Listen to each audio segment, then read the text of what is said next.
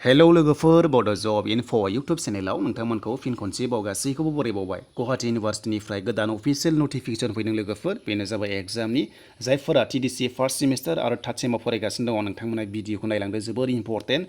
आरो जायफोरा एरियार आरो रेगुलार नोंथांमोनाबो नायलांदो, गासिबो नायलांजोब, मानोना गासैनोबो नटिस बियो। दा बेनिखायनो भिडिअखौल' नोंथांमोना नायलांदो, गासिबो खोथाखौ बुजिनो थाखाय, जाहाथे उनाव नोंथांमोना गोनो गोथो जाया। आरो हानायसेबां भिडिअखौ शेयार खालाम, जाहाथे बयबो मिथिनानै स्टुडेन्टसफोरा एग्जामखौ होनो हायो। दा बे जाबाय नटिसआ एरियार आरो रेगुलारनिखा टीडीसी फार्स्ट आरो थार्ड सेमनि। दा एग्जामा जागोन लोगोफोर थार्ड सेमनिया जुलाइनि लास्ट उइकआव आरो लोगोसे फार्स्टआ जागोन आगस्टनिफ्राय। दा फै जों थांसै अफिसियेल नटिफिकेसन नायनोसै। लोगोफोर चेनेलाव गोदानबा नोंथांमोना साबस्क्राइब खालामना ला बेबायदि आपडेटखौ मोनबाय थानो।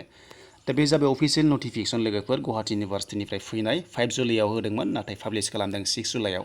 दा बेनिफ्राय बेयाव बुंदों नोंथांमोना मोजाङै बेयाव बुजिना लाबानो जाबाय, जाहाथे आरोबाव नोंथांमोना कनफिउस जाया।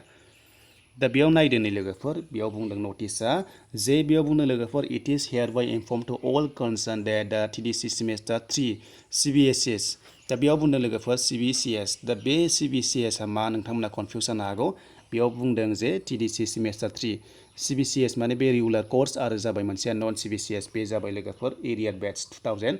जिखुनु जाया 2015, 16, 17 जिखुनु जाया जायफोर माने बेट्स एबा नोंथांमोना बेक दं, एरिया दङ, बेफोरनो जागोन। बिनि सायाव नेक्स्टआव माने पाब्लिश खालामगोन अफिसियेल नटिस होनना बुंदों। दा बिनिफ्राय बे जाबाय जास्ट आं बेयाव एक्सप्लेनेसन खालामना होग्रोनो। टीडीसी सेमेस्टार 3 CBCS माने बे जाबाय रेगुलार बेट्स आरो जाबाय नन CBCS आ जाबाय बेयो एरियारफोरनि। दा बिनिफ्राय आरो बुंबावदों सेमेस्टार 1 बेबो एखेयानो रेगुलार आरो एरियानि। दा बे एग्जामा जासिगोन 2020 आव। दा माला जागोन नोंथांमोना नायना लादो।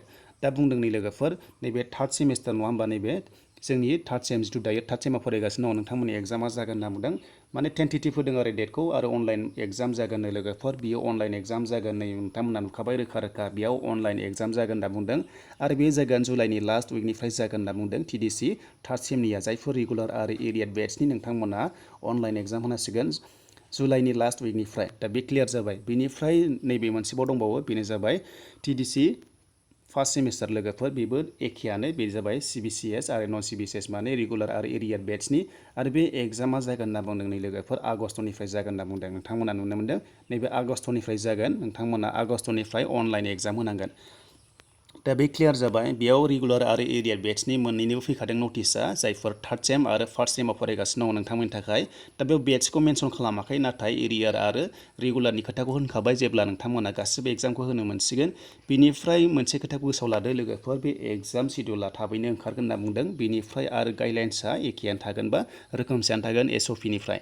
दा बिनिखायनो नोंथांमोना जाहाथे माने गासैबो इन्सट्राक्सन्सफोरखौ गोसोआव लाखायो, फरायखायो, फरायना लाखादो। आरो एग्जामखौ माबोरै होनांगौ नोंथांमोना प्रेक्टिस खालामबाय थाबानो जाबाय अनलाइन एग्जामखौ। बेनिफ्राय PDF फाइलखौ माबोरै खालामो, 5 MB माबोरै आपल'ड खालामो, बेफोरखौबो नोंथांमोना सिगांनि भिडिअ नायजोबदो। जायफोर माने थार्ड सेम आरो फार्स्ट सेमाव एग्जाम होगोन नोंथांमोननि थाखाय जोबोर हेल्पफुल जागोन। दा बेनिसिम लोगोफोर नोंथांमोननि एग्जामा जासिगोन जायफोरा थार्ड सेम आरो फार्स्ट सेमाव फरायगासिनो दङ। बेनो जाबाय रेगुलार आरो एरिया बेट्सनि मोननैबो एग्जामा जासिगोन जुलाइनि लास्ट उइकनिफ्राय आरो आगस्टनिफ्राय जागोन। फार्स्ट सेमना थार्ड सेमना जुलाइनि लास्ट उइकनिफ्राय जागोन अनलाइन। दा गाइडलाइन्सआ एखेयानो थागोन SOP निफ्राय लोगोफोर। आरो बिनि एग्जाम सिडिउला माब्ला ओंखारगोन होनोब्ला साननैसो उनाव ओंखारनो हागौ। जेब्ला ओंखारगोन नोंथांमोननि भिडिअ खालामना होगोन।